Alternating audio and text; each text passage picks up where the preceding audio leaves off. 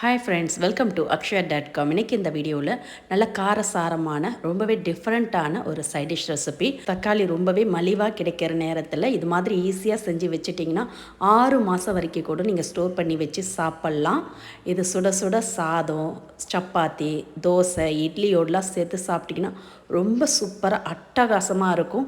நீங்களும் இது மாதிரி சிம்பிளாக ஈஸியாக வீட்டில் இருக்கக்கூடிய பொருட்களை வச்சு எளிமையாக ஒரு முறை ட்ரை பண்ணி பாருங்கள். இப்போ இதை செய்யறதுக்கு 1 கிலோ அளவுக்கு நல்ல பழுத்த தக்காளியை எடுத்துருக்கேன். இதை தண்ணியில் அலசி எடுத்து நல்லா ஒரு துணியால் தொடச்சி எடுத்துக்கங்க, தண்ணியே இல்லாமல். தக்காளி ரொம்ப கொல கொலன்னு இருக்கக்கூடாது, இது மாதிரி அழுத்துனீங்கன்னா கல் மாதிரி இருக்கணும்.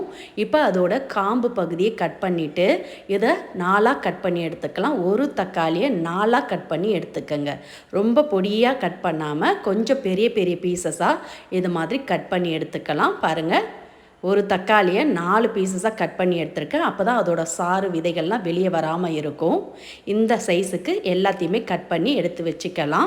இப்போ இதை செய்யறதுக்கு ஒரு குக்கரை சூடு பண்ணியிருக்கேன். அதில் 3 டேபிள் ஸ்பூன் அளவுக்கு நல்லெண்ணெய் ஊற்றிக்கலாம். எண்ணெய் ஊற்றி சூடானதும் இதில் நம்ம கட் பண்ணி வச்ச தக்காளி எல்லாத்தையுமே சேர்த்துக்கலாம். இது மாதிரி எல்லா தக்காளியுமே சேர்த்து நல்லா கலந்துக்கங்க. இது மாதிரி லைட்டாக கலந்துட்டு இப்போ இதோட சேர்க்கறதுக்கு 100 கிராம் அளவுக்கு புளியை ஓடு நாரெலாம் இல்லாத அளவுக்கு பார்த்துட்டு எடுத்துக்கங்க. 1 கிலோ தக்காளிக்கு 100 கிராம் புளி சேர்த்திங்கன்னா கரெக்டாக இருக்கும். இது மாதிரி தக்காளியோடு சேர்த்து நல்லா கலந்து விட்டுக்கலாம். கலந்துட்டு தண்ணிலாம் எதுவும் சேர்க்காமல் இதை அப்படியே மூடிடலாம். ரொம்ப நேரம் வதக்க வேண்டியது இல்லைங்க. ப்ரெஷரை மூடி ஒரு 2 விசில் வரவிட்டு எடுத்துக்கங்க. 2 விசில் வரவிட்டிங்கனாலே போதும், தக்காளி நல்லா குழஞ்சி வெந்துடும். இப்போ 2 விசில் வந்த பிறகு ப்ரெஷர் பூரா இறங்கினதும் குக்கரை திறந்துக்கலாம். பாருங்கள், தக்காளி நல்லா வெந்து அதில் இருக்க சாறு பூரா வெளியே வந்திருக்கு. லைட்டாக அப்படியே மசிச்சு விட்டுக்கங்க. இப்போ இதோட தேவையான அளவு உப்பு சேர்த்துக்கலாம். கல்லுப்பாக சேர்த்துக்கங்க. நான் ஒரு 3 டேபிள் ஸ்பூன் அளவுக்கு உப்பு சேர்த்துருக்கேன். சேர்த்து நல்லா கலந்துட்டு இதை அப்படியே ஒரு பிளேட் போட்டு மூடி வச்சிடலாம். அதில் இருக்க ஈரம் பூரா வற்றி நல்லா கொஞ்சம் திக்காகட்டும். அப்படியே மூடி வச்சிடுங்க. அடுப்பை ஹை ஃப்ளேமில் வச்சிடலாம்.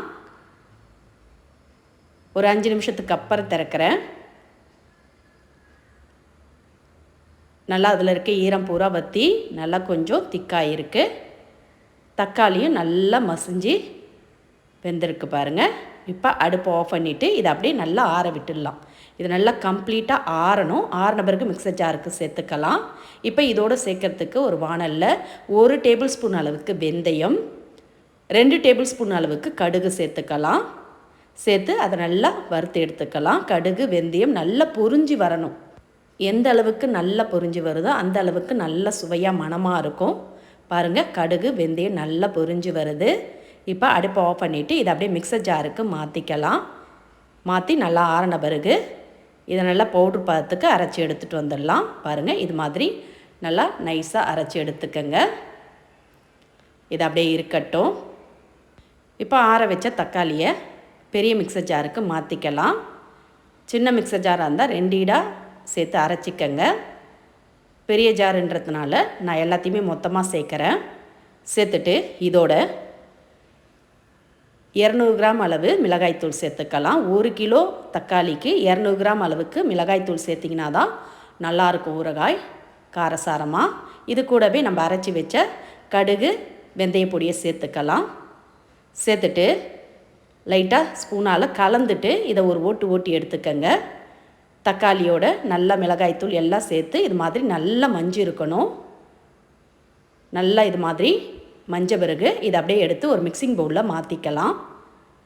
எல்லாத்தையுமே மிக்சிங் பவுலில் ஒட்ட வச்சு விட்டு சேர்த்துட்டு இதுக்கு ஒரு தாளிப்பு ரெடி பண்ணி ஊற்றிக்கலாம். அதுக்கு ஒரு கடாயில் 1 கப் அளவுக்கு நல்லெண்ணெய்க்கு பதிலாக நீங்கள் கடலெண்ணெய் கூட சேர்த்துக்கலாம். ஆனால் நல்லெண்ணெயில் செய்கிறப்ப தான் நல்ல சுவையாக இருக்கும். எண்ணெய் நல்லா சூடானதும் இதோட 1 டேபிள் ஸ்பூன் கடலைப்பருப்பு, 1 டேபிள் ஸ்பூன் உளுத்தம்பருப்பு சேர்த்து நல்லா செவந்து வரட்டும். இந்த அளவுக்கு நல்லா செவந்து வந்ததும் இதோட 1 டீஸ்பூன் கடுகு, கூடவே ஒரு 4-5 வரமிளகாவை கிள்ளி சேர்த்துக்கங்க. கூடவே ஒரு அரை டீஸ்பூன் அளவுக்கு பெருங்காயத்தூள், ஒரு 20 பூண்டு பல்ல ஒன்றும் பாதியமாக இடித்து சேர்த்துக்கங்க. தோலோடையும் சேர்த்துக்கலாம், தோல் உரிச்சியும் சேர்த்துக்கலாம். நல்ல மணமாக சுவையாக இருக்கும்.